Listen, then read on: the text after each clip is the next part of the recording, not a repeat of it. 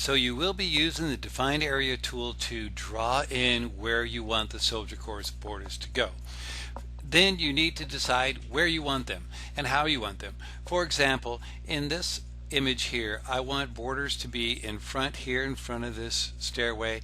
They're going to go along the edge here, over here on this side, and probably down this side over here. So they're going to be in sections, because in reality, if you were laying them, the soldier course in this area will be going in this direction, and the ones over here on the side will be going off in this direction. So you got to keep that in mind. So let's do it and you'll see what I mean. So we'll go here to the Polygon Tool. I want to come out here straight with the edge of the stairway going back here. We'll come across here, and then we'll go right along the edge there. Close that polygon, and it needs a little bit of adjustment. I think it needs to go out a little bit more here. So this is one of the areas that I'm going to place the soldier course border in. Now we need to decide what soldier course border we're going to put in there. So we go here to the Hardscape library. Then I'm going to change the pattern here to soldier course. So we'll scroll down to soldier course, and it says there is no combination here for Permacon, so we're going to change this to all. And here it shows all the soldier course borders available in the program, which there are a ton of them. Now you need to decide what color.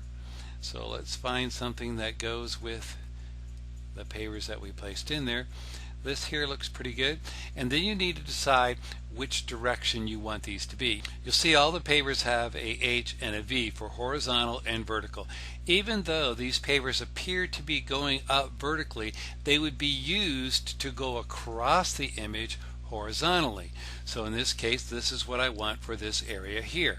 So we'll click on that, and it places it in there. Then we need to adjust the perspective. We'll click on free to free up those handles, and then I'll just click and drag these handles to line up with the edge that I drew. And you'll see here in a second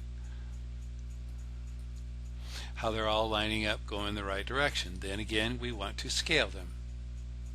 Now before I leave this menu, I know from experience if I just click OK and I don't pay attention to what I actually just grabbed, that it's going to be hard to find it again. So if we look up here, it says manufacturers Veneer, the color is charcoal, and the product is Old Country Cobble.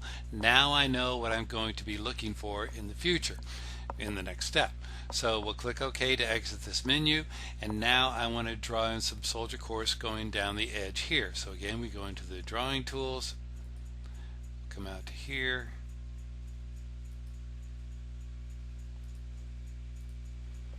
and again I'll need to adjust what I drew, make it look a little bit better.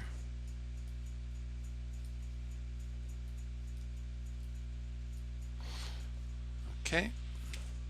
So we'll go into Hardscape, and the manufacturer was Veneer, and it was soldier course. This will probably get me right in the ballpark here. And let's find our charcoal tan, which is here. Now this time, instead of using the horizontal, I'm going to use the vertical because I want the lines going across this way. So I'll click on that. And again, free up my handles, adjust this perspective,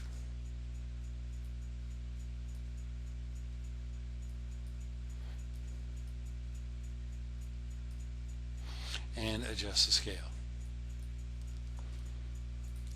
And now we'll repeat the process one more time to show you how to do it. So again, define area tool, draw in the area you want,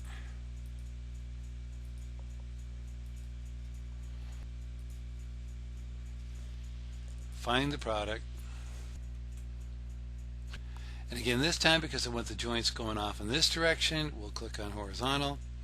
Again, click on free to free up the handles, line these up with the edge here,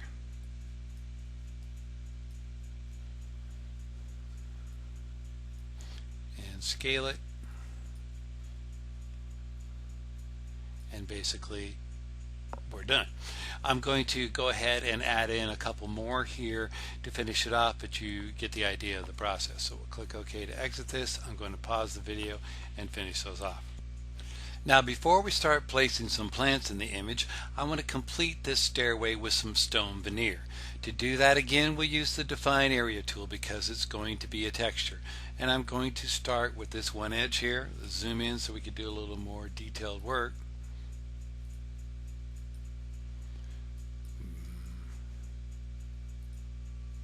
So now we have that one area defined. We'll go to Hardscape Library.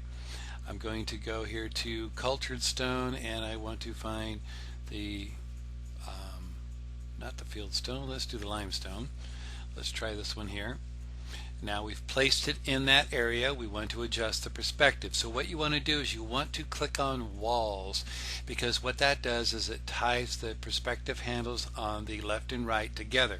So if I bring this top one down, so I'm lining it up with the top of that wall there, so what you have to do is then imagine what the bottom is going to look like.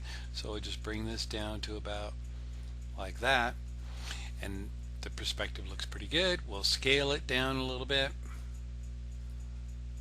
and that's pretty much all there is to it. So I'm going to repeat the process for the other areas here, because once you have this understanding, it's pretty simple to do that. So now I have the front of the stairway defined here, so I click on Hardscape Library. So instead of having to find this particular product here that's a cultured stone, all I have to do is click on Grab Pattern, and you see my cursor turns into this pointing finger. Take that and click on the texture I want to use, and it automatically places it in that defined area. Then I'll click on Walls, then I'll adjust the perspective, and then I need to adjust the scale. So now I'm going to do the same thing to this wall here. I already have defined. I'll go here to Pattern Library, grab Pattern, grab that pattern, go to Walls, adjust the perspective, and let's adjust the scale. So now I've got those three areas defined. But to make this look a little more realistic, it would be good to put some shadow on this wall here and this wall here. So here's another little trick. Now, to put a shadow over this, I could trace this out and draw it again. But a faster way to do it is to select on the area and then go duplicate. And then I'm going to click down once on the screen so I have that area exactly duplicated. Then right click to stop duplication. Then click on shadow. Now I have a shadow of it. I can drag it into position. Let's do that again. We click on the area, we hit duplicate, make one duplication, right click to cancel, hit shadow, and then grab that shadow and place it back into place.